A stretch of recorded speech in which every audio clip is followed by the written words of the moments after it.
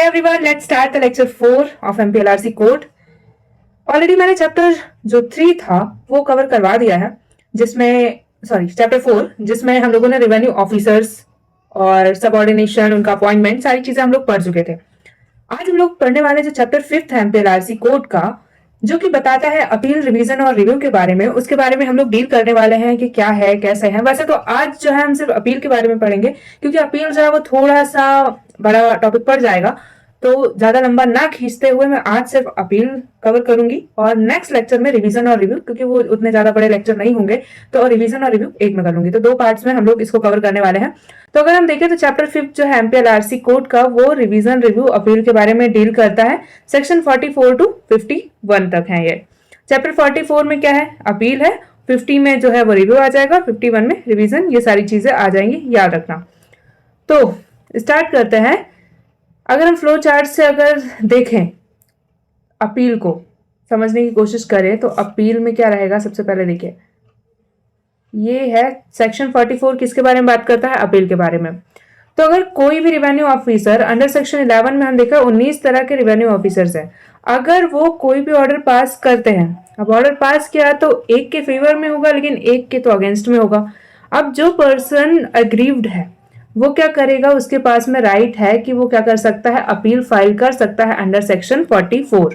Then क्या होगा? जो अपील है वो फाइल होगी प्रिस्क्राइब फॉर्म में। जो फॉर्म दिया होगा उसी फॉर्म में क्या होगा? अपील को फाइल किया जाएगा। जैसे कोई केस फाइल करते हैं तो उसका प्रिस्क्राइब फॉर्म होता है कि ऐसे ऐसे फाइल करना, तो सेम इसमें भी क्या है? एक फॉर्म है कि भाई ऐसे फिल करना है इसको। देन फाइल करना विद इन लिमिटेशन पीरियड। जैसे लिमिटेशन पीरियड अगर हम सीपीसी में भी देखें तो लिमिटेशन जो एक्ट है वो हमको कुछ टाइम बताता है कि अगर कोई रिकवरी का है तो उसमें विद इन 3 इयर्स के पहले ही हमको फाइल करना है, वरना फिर हम फाइल नहीं कर सकते हैं केस को। तो सेम इसमें भी क्या है? लिमिटेशन पीरियड है कि जिस दिन ऑर्डर पास होगा तो उसके कितने टाइम में हम लोग अपील, फर्स्ट अपील या सेकेंड अपील फाइल कर सकते हैं, वो भी ध्यान में रखना है। देन हम लोग बात करें appeal lies to appropriate appellate authority. Appellate authority भी प्रॉपर होनी चाहिए। ये नहीं कि अपील जो है वो करना तहसीलदार थे, तहसीलदार से अपील कहाँ पे जाएगा? एसडीओ को जाएगा, लेकिन हम कहाँ कलेक्टर को कर रहे थे। ये सारी चीजें नहीं होंगी। एक प्रॉपर हायरार्की है, उस चीज को फॉलो करना है। अपील कहाँ लाए होगी वो चीज भी ध्यान में रखना है। देन अपीलेट अथॉरिटी क्या करेगी? अब हमने अपील कर दिया, क्या कर सकती है?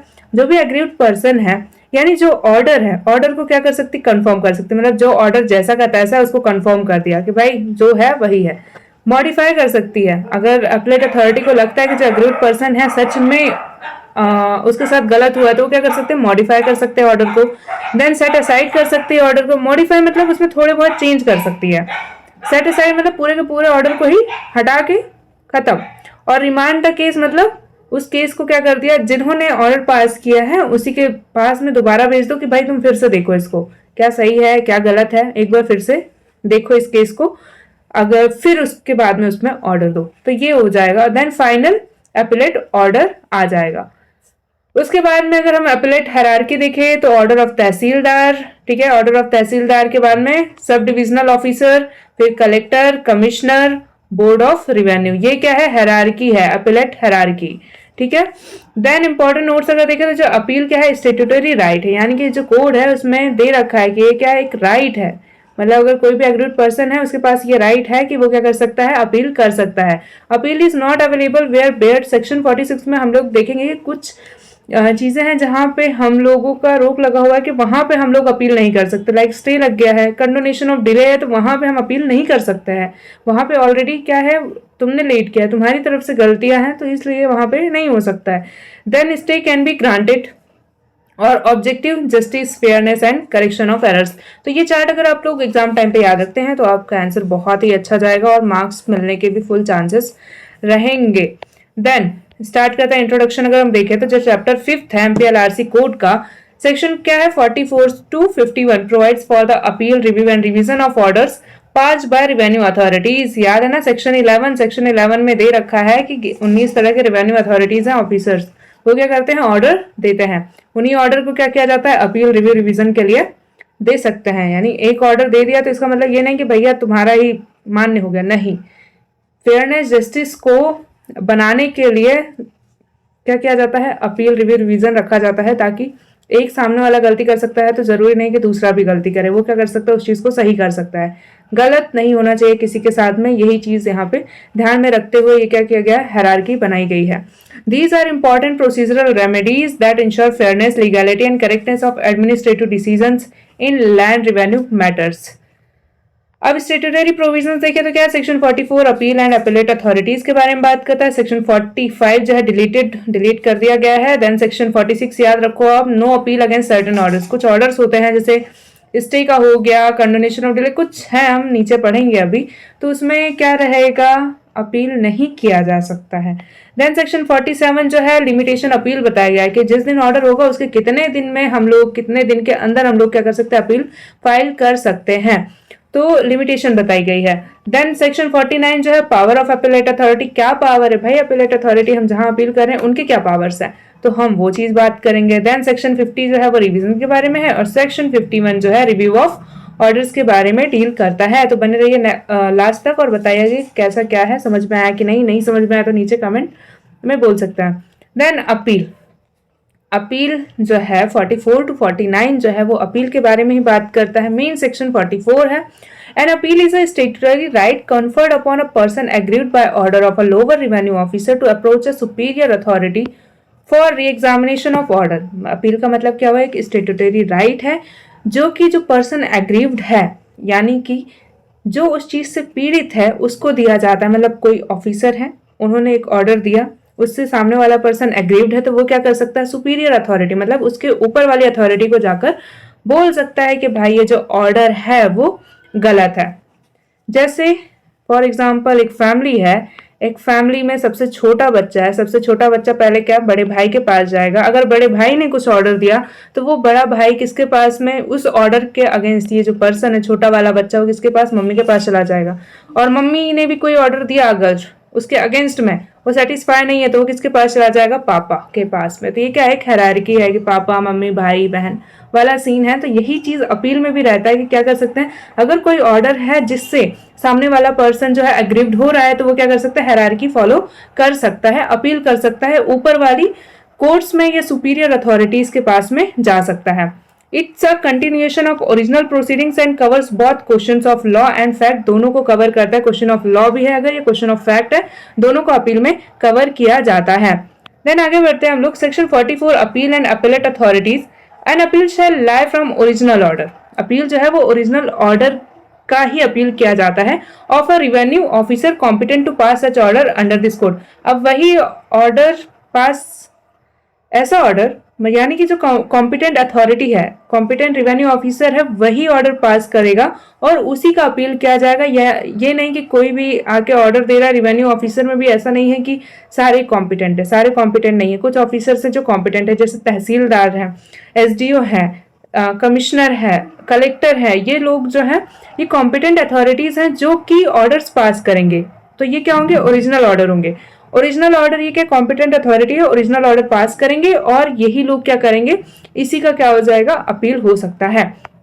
ओरिजिनल ऑर्डर इंक्लूड क्या क्या है, देखिए नीचे, original order includes has a wide connotation, it not only includes an order pass initially by revenue officer but also include certain orders pass in review. अगर रिव्यू में भी कुछ सर्टन ऑर्डर्स पास हुए हैं उनका भी हम अपील कर सकते हैं। तो अपील सिर्फ ये, ओरिजिनल ऑर्डर सिर्फ ये इंक्लूड नहीं करता है कि नॉर्मल एक ऑफिसर जो रिवेन्यू ऑफिसर है उन्होंने ऑर्डर पास किया तो वो ओरिजिनल ऑर्डर है, नहीं, अगर रिव्यू में भी कोई ऑर्डर पास हुआ है तो भी वो क्या हो जाएगा, वो ओरिजिनल ऑर्डर ही माना जाएगा। Then original order includes any order pass in review which reverse और varies the order for which the review was met.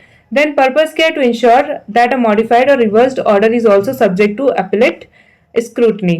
Hierarchy of appeals, अब ये देख लेते हैं हायरार्की क्या है। सेक्शन 44 का जो कोड है, provide structural appellate mechanism consisting of 2 stages namely the first and the second appeal. मैं ऑलरेडी बता चुकी कि यहाँ पे जो अपील है वो फर्स्ट अपील है, देन सेकेंड अपील है, ठीक है, फर्स्ट अपील है और सेकेंड अपील है। अब देखते हैं फर्स्ट अपील में जो original order pass by revenue officer of the lowest rank, मतलब तहसीलदार है, तहसीलदार ने कोई भी ऑर्डर पास किया, जो भी एग्रीड पार्टी है वो क्या करेगा, फर्स्ट अपील कर सकता है। ये क्या है, एक राइट है। री examination of facts and law होगा। सेकेंड अपील में क्या होगा, order pass in the first appeal, जो भी फर्स्ट अपील में ऑर्डर पास हुआ है उसके अगेंस्ट हम सेकेंड अपील लगा सकते हैं।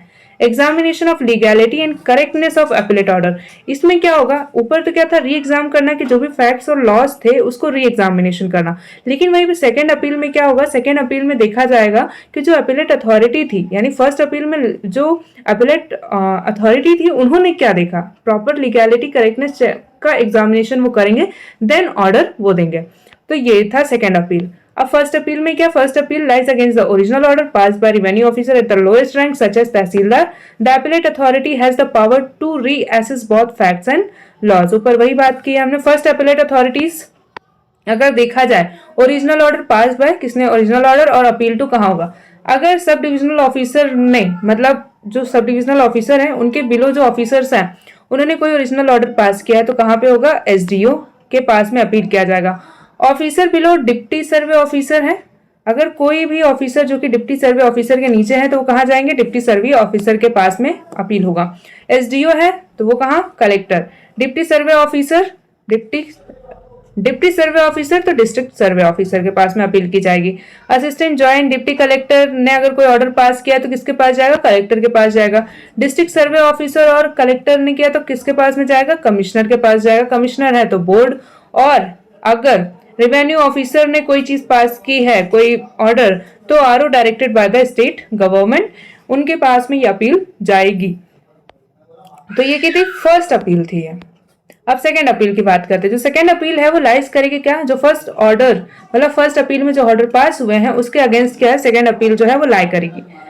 The scope of the second appeal is comparatively narrower, मतलब ये क्या है, फर्स्ट अपील तो ऐसा था कि जैसे ही ऑर्डर आया एग्रीव्ड है जाके अपील कर दिया, लेकिन सेकेंड अपील का जो अगर देखा जाए सीमा, लिमिट जो है वो थोड़ी सी नैरो है, क्योंकि हर ऑर्डर का जो है वो अपील नहीं करना है, कुछ कुछ ऑर्डर्स हैं तभी वहां पे अपील किया जा सकता है। Generally confined to examine the legality, propriety and correctness of the appellate order। अब सेकेंड अपील में अथॉरिटीज देखा जाए तो order in first appeal passed by SDO, deputy survey officer, collector और डिस्ट्रिक्ट सर्वे ऑफिसर, कहाँ जाएगा, कमिश्नर के पास में। कमिश्नर ने अगर कोई ऑर्डर पास किया है तो कहाँ पे जाएगा, बोर्ड ऑफ रेवेन्यू के पास में जाएगा। ग्राउंड्स ऑफ सेकेंड अपील, अगर हम ग्राउंड्स ऑफ सेकेंड अपील देखें तो फर्स्ट अपील में तो यही बात की थी कि फर्स्ट अपील हुआ, फर्स्ट अपील क्या है, कोई भी ऑर्डर पास हुआ है ओरिजिनल ऑर्डर, और उसका क्या कर देंगे हम, सेकेंड अपील, मतलब कोई भी ऑर्डर पास हुआ है, किसी भी रेवेन्यू ऑफिसर ने कोई ऑर्डर पास किया तो उसका हम फर्स्ट अपील कर सकते हैं। लेकिन सेकेंड अपील में क्या है, सेकेंड अपील में कुछ चीजों का ध्यान रखना है कि कब सेकेंड अपील पास कर सकते हैं, मतलब सेकेंड अपील लगा सकते हैं इसमें। तो ग्राउंड्स फॉर सेकेंड अपील क्या जाएगा, सेक्शन 44 ऑफ 3 में grounds of second appeal deal करता है, जिसमें बोला गया है कि ओरिजिनल ऑर्डर इज रिवर्स्ड। कब करेंगे सेकेंड अपील, कोई भी ओरिजिनल ऑर्डर आया वो क्या है, रिवर्स्ड है, मतलब उसका उल्टा ही हो गया है या वेरी कर गया है in the first appeal, otherwise then in the matter of cost. Then second क्या, ऑर्डर इज कॉन्ट्ररी टू और has failed to determine the material issue of law, मतलब अगर कोई मटेरियल इशू ऑफ लॉ है या usage having force of law है, उसी से रिलेटेड जो है वो कॉन्ट्ररी ऑर्डर आ गया है, उसका अपोजिट हो गया है, तो क्या हो जाएगा, वो ग्राउंड्स फॉर सेकेंड अपील हो जाएगा। कॉन्ट्ररी मतलब एक लॉ के दूसरे लॉ को अगर क्या कर रहा है वो मतलब उसके अपोजिट जा रहा है, कॉन्ट्ररी जा रहा है, तो वो क्या हो जाएगा, ग्राउंड्स फॉर सेकेंड अपील बन जाएगा। या usage having force of law, मतलब कोई भी लॉ चल रहा है और उसके अगेंस्ट में कोई अदर ऑर्डर पास कर दिया गया है तो वो क्या बन जाएगा, कॉन्ट्ररी टू लॉ हो जाएगा। There is any procedural error है या और डिफेक्ट है इन द प्रोसीडिंग्स विच है affect the decision of case upon merits, यानी कोई प्रोसीजरल एरर या डिफेक्ट है प्रोसीडिंग्स में जो कि अफेक्ट कर रहा है डिसीजन को, तो भी क्या करना है, सेकेंड अपील किया जा सकता है। Then no appeal in certain cases, अब हमने 46 में देखा था तो कुछ केसेस में अपील नहीं किया जा सकता, तो नो फर्स्ट अपील अगेंस्ट। देखिए क्या होगा, ऑर्डर अलाउइंग और rejecting an application, condonation of delay या स्टे, कोई भी ऑर्डर जो कि अलाउ कर दिया गया हो या रिजेक्ट कर दिया गया हो कोई एप्लीकेशन जो कि कंडोनेशन ऑफ डिले, मतलब जो भी डिले की वजह से कोई एप्लीकेशन लगाया गया है अगर उसको रिजेक्ट कर लिया गया है या अलाउ कर दिया गया है, उसके लिए अपील नहीं लगाई जा सकती, या स्टे के लिए भी कोई भी अपील नहीं लगाई जा सकती है। या रिजेक्टिंग एप्लीकेशन फॉर रिव्यू, मतलब रिव्यू के लिए लगाया था, उस एप्लीकेशन को रिजेक्ट कर दिया गया है तो उसके अगेंस्ट में अपील नहीं लगाया जा सकता है। ऑर्डर्स ऑफ इंट्रीम नेचर, अगर कोई भी ऑर्डर जो कि एंट्रीम नेचर का है, एंट्रीम नेचर मतलब कुछ दिन के लिए टेम्पररी है, तो उसके लिए भी अपील नहीं लगाई जा सकती है। Orders passed under certain provisions like sections 29, 30, 104, 106, 114 etcetera, ये हम बेयर एक्ट में देखेंगे, तो आगे अभी जब पढ़ेंगे तो हम लोग डील कर लेंगे, ठीक है। Then no second appeal. Orders passed in first appeal against the original order passed under section 131, 134, 173, 234, इसमें से कुछ ये याद रखना, ये जो सेक्शंस है उसमें सेकेंड अपील नहीं होगी, ठीक है। जो होगा वही कंफर्म, बस खत्म। सेक्शन 170 ऑफ डी, उसमें भी सेकेंड अपील लाए नहीं करेगी। Limitation for filing first and second appeal, तो जो 45 डेज है, यानी जिस दिन ऑर्डर आया वो हो गया, या अगर एक्स पार्टी हो गया है, कोई भी ऑर्डर जो कि एक्स पार्टी हो गया है, एक्स पार्टी होकर ऑर्डर आया है, उसमें क्या होगा, जिस दिन सामने वाली पार्टी को कम्युनिकेशन हो जाएगा कि भाई ये ऑर्डर हो चुका है, तो उस दिन से 45 डेज के अंदर क्या किया जा सकता है, अपील, फर्स्ट या सेकेंड अपील दायर की जा सकती है। समझ में आ गया होगा। यानी कि जिस दिन अगर दोनों पार्टी आ रही है, तो जिस दिन ऑर्डर आया उसके 45 डेज के अंदर क्या करना है, हमको फर्स्ट या सेकेंड अपील जो भी लगाना है वो हम लगा सकते हैं।